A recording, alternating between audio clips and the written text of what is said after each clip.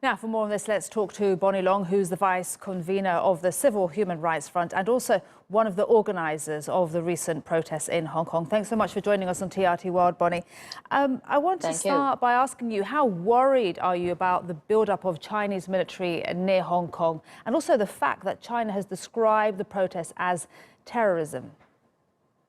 Well, I believe that what happened in the airport is not good looking and is controversial. And I believe that protesters, I think what's good about this movement is that protesters would reflect on what they do. And if we make mistakes, we would apologize and improve ourselves in the future. So the protesters had been apologized. And I too would like to apologize to all passengers who had been affected at the airport the other day. But it is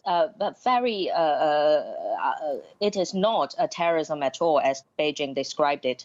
If there were any terrorism in Hong Kong, it was the gangsters who beat up people indiscriminately a few weeks ago in Hong Kong. That is more close to terrorism. And also with the policeman's absence, that created a real danger to Hong Kong. And I believe that in the future, if the PLA is to be involved in this campaign, the excuses wouldn't be given by protesters, but instead it would be created by themselves through these gangsters and the police force doing the dirty work for them.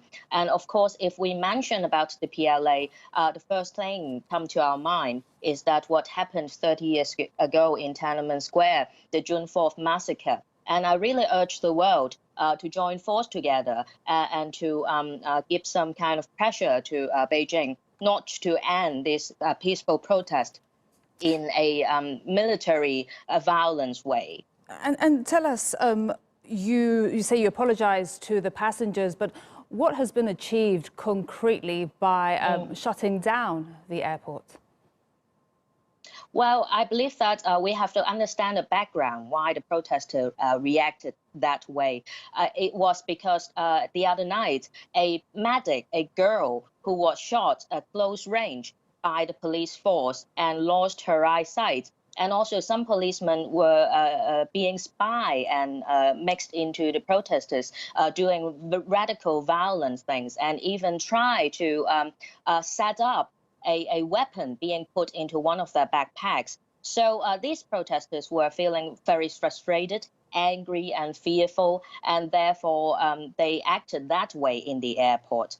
And as I said, they already apologized, and it was not a good strategy. And but in the future, because we apologized and because we reflected and we improved, so the campaign of protest is still on the right track. And on the coming Sunday, we'll have another mass march organized by our organization, the Civil Human Rights Front, the same organization who had organized 1 million people and 2 million people march on June. So we really hope that with this big march on this coming Sunday, we will once again focus on our 5 demands and give pressure to the Hong Kong government and also Beijing to hear people's voice and reflect to our responses. Yes. Bonnie, very quickly, what if your demands are not met? Because as you say, it's going to be another weekend. That's going to be the 11th week.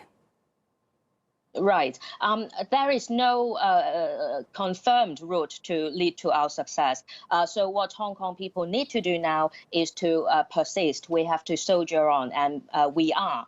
So what we need now is really your support from around the world to give pressure to Hong Kong government and Beijing government to do the right thing, to listen to Hong Kong people instead of just keeping us continue to protest. I'm sure if our demands, legitimate demands, are heard, all protesters can just simply go home and sleep and enjoy our lives. We do not want to stay in the streets. All we need to do, all we want to achieve is that our demands be heard and the society to move on in a justice way.